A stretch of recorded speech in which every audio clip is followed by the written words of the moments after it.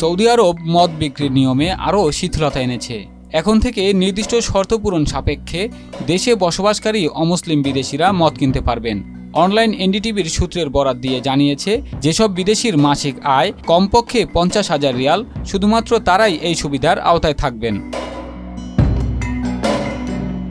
সূত্রদের তথ্য অনুযায়ী রিয়াদে অবস্থিত একমাত্র আনুষ্ঠানিক মদ বিক্রির দোকানে প্রবেশ করতে হলে গ্রাহকদের বেতন সনদ দেখাতে হবে, যাতে তাদের আয় সীমা প্রমাণ হয়। গত বছর দোকানটি প্রথমে শুধু বিদেশি কূটনীতিকদের জন্য খোলা হয়, পরে ধীরে ধীরে অমুসলিম প্রিমিয়াম রেসিডেন্সিধারী বিদেশিদেরও প্রবেশাধিকার দেওয়া হয়। তবে এ বিষয়ে সৌদি সরকারের পক্ষ থেকে এখনও কোনো আনুষ্ঠানিক ঘোষণা দেওয়া হয়নি।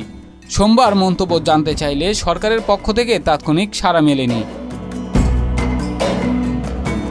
সূত্র আরও জানিয়েছে, রিয়াদের ওই দোকানে গ্রাহকদের পয়েন্ট ভিত্তিক মাসিক সীমার মধ্যে মদ কেনার অনুমতি দেওয়া হচ্ছে। ব্লুমবার্গের আগের এক প্রতিবেদনে উল্লেখ করা হয়েছে, সৌদির আরও 2টি শহরে নতুন মদের দোকান স্থাপনের কাজও চলছে।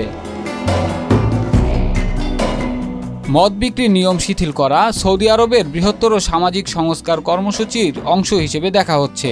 অর্থনৈতিক রূপান্তর, বিদেশি বিনিয়োগ আকর্ষণ এবং দক্ষ কর্মী আনতে দেশটি দ্রুত পরিবর্তনের মধ্য দিয়ে যাচ্ছে।